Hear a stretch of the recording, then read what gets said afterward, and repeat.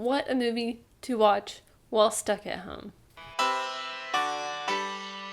Hey, I'm Amy and welcome back. This is the first movie review that I have done since quarantine started. Welcome to week 5. I don't even know what day it is. It's been a complete month since the last time I was in the office that I work in, and I've only left my apartment 3 times to do anything other than take trash to the dumpster. I'm a little stir crazy and feel like Vivarium, which is the movie I'm going to be talking about today. I just rambled on for a solid 30 seconds before talking about what movie I'm going to be talking about. Anyways, Vivarium is basically about a couple who gets stuck in a house. And I mean, that's not exactly what it's about, but it's kind of the same thing. So it's a little interesting and kind of perfect that is the movie that I'm going to be talking about today. I was actually really interested and excited for this movie when I first saw the trailer. It looked so strange and scary and weird, and I was ready for all of it. If you do not know what this movie is or what it's about, because it did kind of go under the radar, not a lot of people, I think, really knew what it was, and it wasn't probably going to even be playing in a lot of theaters. It is about a couple played by Imogen Poots and Jesse Eisenberg who are looking for a home, and then they end up finding this realty shop. They get taken to view the home and they get stuck there and have to raise a child. They find a box on the street. It says, "Raise the boy, get released." That's basically the entire premise of the movie. There will be spoilers in this. Probably should have said that up front, but I am kind of just rambling a little bit, right here, because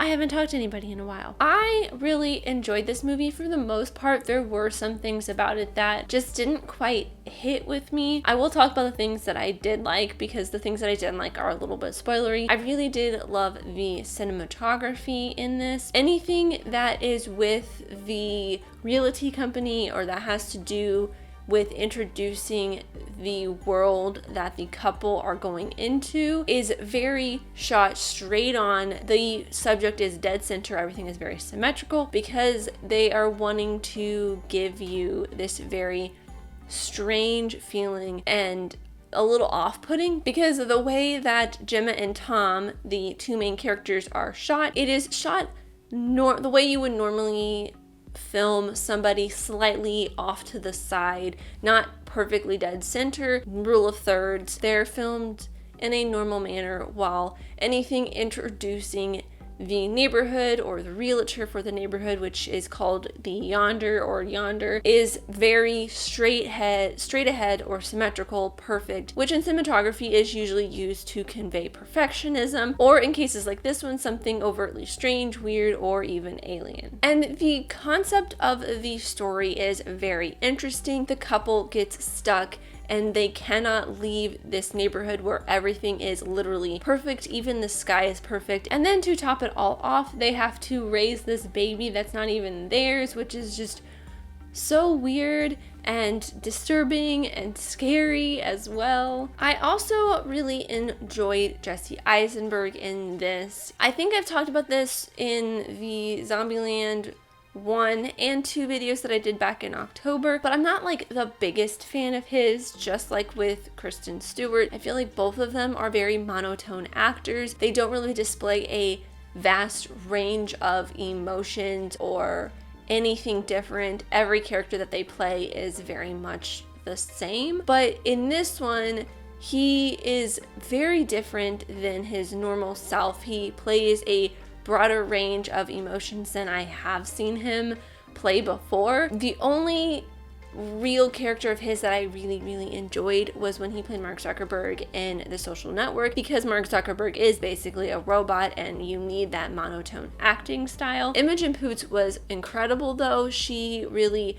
holds up the movie. It's really her story. It ends up at the end, spoilers, kind of about the mother's journey. They make a point to talk about that towards the end of the film. Her range of emotions is really incredible, and they set up her empathetic side at the beginning really well. So when she becomes kind of apathetic to the baby and then a little bit more empathetic to him later on and her relationship building with the boy, it is done in a very naturalistic way. Some things that I wasn't too excited about or really happy with on this, but also kind of forgive the film for, because it does add to the strangeness of it and how you feel throughout the film. I guess you could say that some of these gripes that I have with it are really part of the story and really give it the weirdness that it has and make you really think, and kind of it makes you squirmy, and it adds to the ambiance of the film. I guess that's what I'm trying to say. The passage of time,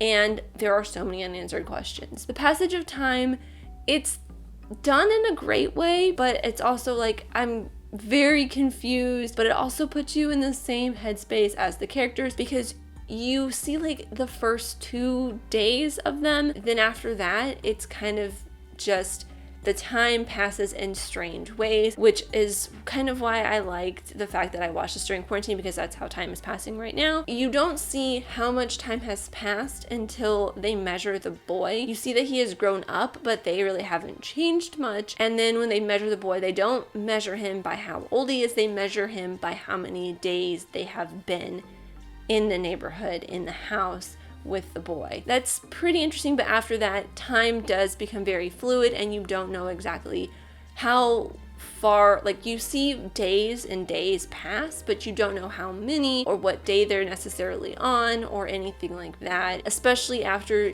the boy grows up, you don't necessarily know how long they have been with the boy. And the questions that it leaves unanswered, again, it adds to the ambiance of the film that you don't know what day it is and you don't get these questions answered. It leaves you in this uncomfortable position, the same way Gemma and Tom were in this weird space and position throughout the entire film, but you don't really know what, and this is a big spoiler, like heads up, if you have watched this far and you have not watched Vivarium, I highly suggest it for one, but also this will really spoil a lot of what is happening. You don't really know what these creatures or aliens, I don't even know what to call them, are, because they don't really answer what they are or why they're even doing what they're doing. In a regular sci-fi movie or like creature feature, you would get questions like this very fixated upon the entire time of the film. They don't do it in this, which I really like that they don't do that, but I'm also at the same time like, I want to know more about these creatures. I want to know what they're doing and why they're doing this, but